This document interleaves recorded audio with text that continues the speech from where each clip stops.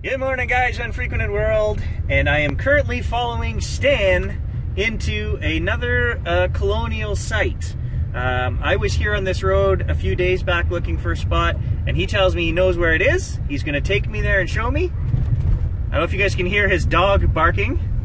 I forget the dog's name, but he's crazy. Every tree that they come to on the side of the road, he's trying to bite it as they're driving by. So anyway, we're following Stan. We'll be there shortly. Alright guys, we've reached the first site. I didn't bring my detector in because Stan just wanted to show me and give me some history here. This one's fairly easy to reach.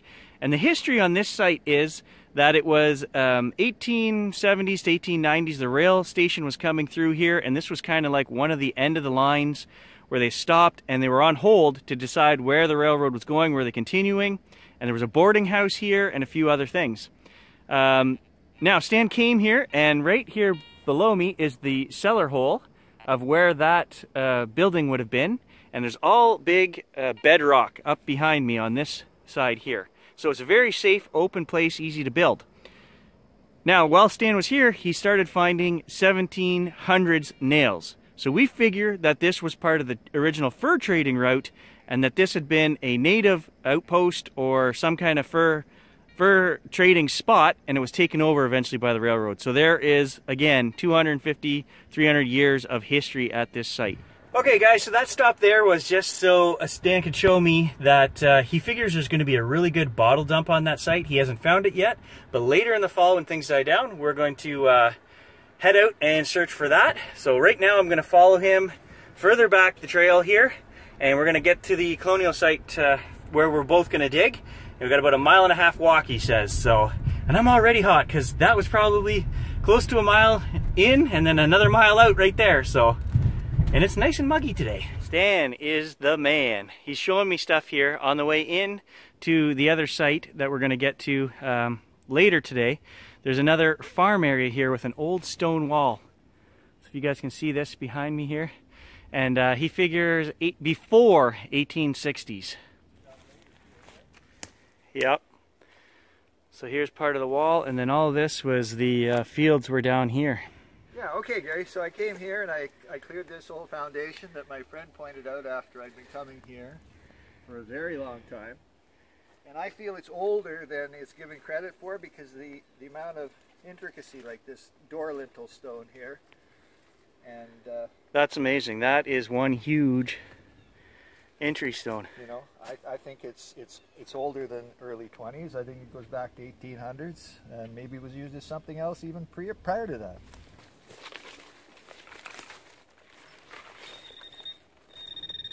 What's wrong? I'm putting it on something that's in there.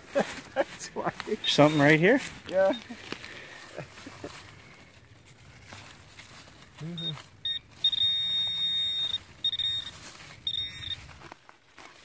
I saw a can. There it is, an old lid. Old lid. Let's see, what's the age on the lid, buddy? Is it a screw on, crimp on? Crimp on. Right. We got an old tool. It's a tap. Oh yeah. What the heck? Guy running a machine shop back here? Yeah, it is a tap. Yeah. Well, there's a stove lid I just dug out of here, which just on the side of the foundation hole here. And Stan's got a few nails, I got a few nails. Early 20th century, I think, flathead roofing nails and stuff like that. So, okay, Stan just brought up a really good point in trying to figure out the age of this place. He said, well, look at these trees.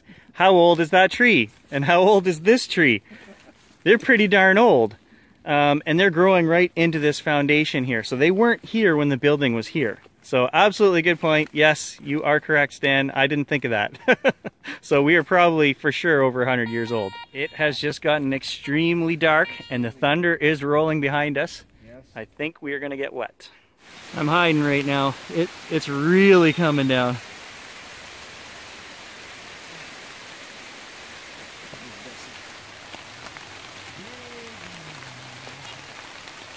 Oh, now he tells me.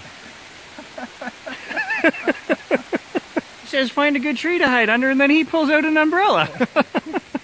So I've moved back down by the stone wall, and I'm going to just detect along it both sides, and then try the field which is out in front of me here, and see if we can find anything down here. So there's some old barbed wire, guys, dug right out of the stone wall here. So, fence line. We're just walking through the swamp, we're trudging along, we come across from here, from the old farm site there, and he says, I'm going to show you a pier, a man-made pier. Look at this. This is man-made. It's all rocky up here. It drops off 10 feet down, more than 10 feet down there on each side. And look at the size of this tree growing out of this pier. That's like a 300-year-old tree, guys. There's Stan. You can see him right there in the background. Hey, we'll give you some perspective. He'll give us some perspective. Look at the size of this tree. I'm hogging my tree, Gare. I love this tree. He says he's an old tree hugger, and he's been talking to this tree for 30 years. And it's growing out of this pier here. And so we turn around, and so his theory is that they were actually maintaining dams, and so there would have been a barge here that went down because they did. This is on the Colonial canoe route, so they would have had a dam above and a dam below, and they would have had to maintain these. And we know that they have British engineers because we've got buttons. Stan thinks that button I found in the last video was one of those engineering buttons.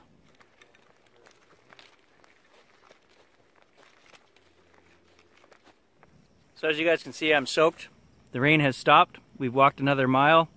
We are back on the trail. We're about a mile and a half from where we were in the last video. And we're going to do this end.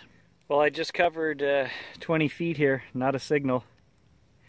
It was a long walk to get in here, and then I did get a signal, and it was a 22 shell. So I'm hoping we find something. Okay, so I've come back down to the waterway, and I've actually got a decent signal here.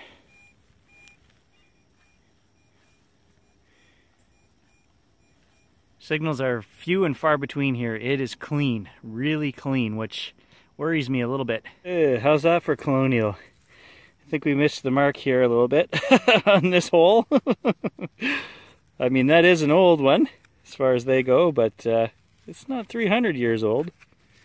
And it turns orange from the parasite. So Stan's just filling me in. And he was mentioning these before we set out this morning, lobster mushrooms, and he said if you smell that, it will smell exactly like seafood, like lobster, and it does. And that's apparently from this parasite they have. But you can eat this just like a normal mushroom. It's gourmet.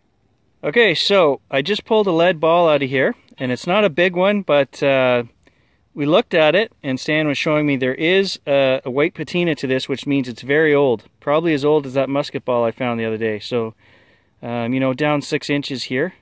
And that's the first sign we have of old occupation or trail use anyway, so something to keep us going. It's a beautiful spot in here, and look at the size of some of these trees. Absolutely massive. We're talking hundreds of years old. This area is super clean, and I'm just laughing to myself. Over there, 25 feet away, I found the lead from a 22 shell. Well, I just found the cartridge over here, so I've got the story played out. Hunter sees the bird from up here, shoots, lead goes down there, and I found them both. So after half an hour here, I'm going to surmise that we are off the route. I don't know, 300 years ago, they weren't pulling out here because there's nothing there. It's so clean. We've got to go downriver. We've got to go somewhere here. I don't know. We're not on it. I found it. I found the spot. Stands down the river there, maybe, I don't know, 500 yards. He told me he just came through the bush. I was that way. I was up there, you know, 400 yards. And he said, I think I found it. So I came back down along the edge of the marsh, and I'll show you guys what I saw, and then I started swinging, and then I'll show you what I just dug up. What do you see right there? That's the trail right there. They would have came down here and put in. So I started swinging, and look, I got a signal 2 seconds after putting the down, and look what I just dug up, guys. Another Colonial era knife.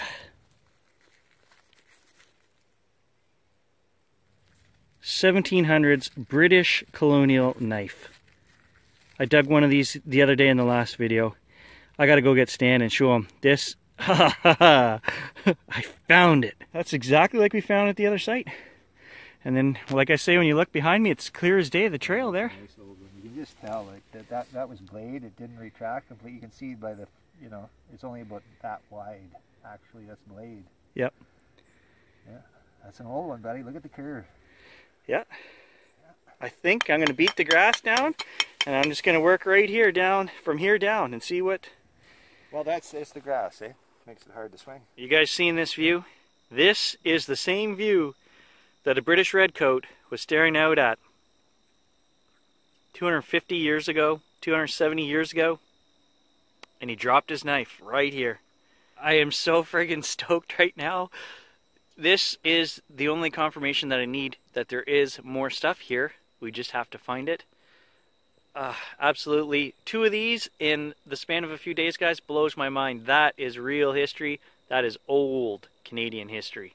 Since the knife, guys, 6, 7 holes, all 22 and shotgun shell here. A little disappointed. I was excited for each one of those, thinking that each one of them was going to be another Colonial artifact. Not yet. Well, I'm fairly dry in here under the pines. Here comes the second storm of the day.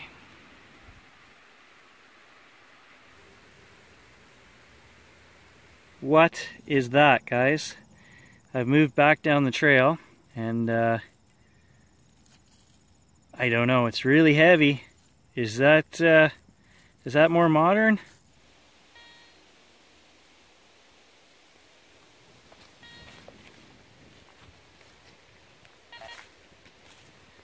You comfy, Sammy? What do I look like, a stump or something? I don't know. Just stay there. I'm going to sit down, Stan. I'm going to have to stop him here shortly, or I'm going to lose him down the hole. You're just going to see 2 boots sticking out. Found another brass casing. We're just working the old portage trail here now, so see what else there is. Lots of wire, lots of little bits of wire. About a 45 caliber? Okay, well mine I think is pretty much the same. Okay guys, I just wanted to show you this shell over here, this one with the D on it. That's a big caliber shell, and it's a rimfire, which only the really old original shells were rimfire. For safety reasons, they moved it into the middle in later shells, like this one here. So you see that circle in the middle? The striker would have to hit the shell in the middle for it to go off. This one is much older and rimfire. Now the only ones that are rimfire are 22. So that has a D in it, and I'm going to have to do some research when I get home and figure out, if I can, what type of shell that is. Okay, so I got a 1700 square nail here, guys. So somebody came along the trail and dropped it. There comes the rain again, and Sammy says, nope, I'm getting up out of here into the dry. Okay guys, we just stopped to check out a trail that I noticed going through the bush here, and Stan didn't bring his detector, he left it on the other trail, and I don't know what this is. It's lead, but I don't know what the actual item is. It's got little pegs on the back, rang up solid 62. If anybody has any idea as to what that is, that has got to be 17th century, I would assume. This is the area we're in. I mean, what is it though? Definitely had a purpose with little pegs on it there. Okay, a couple of feet away, guys, and we got another piece of the same, I don't know if it's the same item or it's the same material, and look at this. I know it is because when you flip it over, there's another peg on the back of it. What was it? So I don't know if you guys can see that right there is the trail that I just walked and found that weird lead piece down. And right here is the old portage route. So Stan has kindly showed me 2 turn-of-the-century old homesteads where there are foundations and things, and he hasn't detected them yet, so he said, by all means, go ahead. So a fountain of knowledge, this guy. So I am super glad I met him. His values and things seem to line up with mine, so I can foresee many adventures in the future with Stan. All right, there it is, guys. 5 miles of hiking through the bush today, 9 hours. A lot of small arms. I mean, I could start my own ammo depot here. Square nails aplenty, wire bits and things and everything. And the only two good finds, but totally worth making the day, you know, the old 17th century pocket knife and the mystery item, the lead mystery item. What is it? Thanks for trekking with us, guys. We're heading out again tomorrow. We've got another spot we're going to go to. Should be some real old stuff there. And I think John is back in town tonight, and he's going to join us. So stay tuned, and we'll catch you in the next video.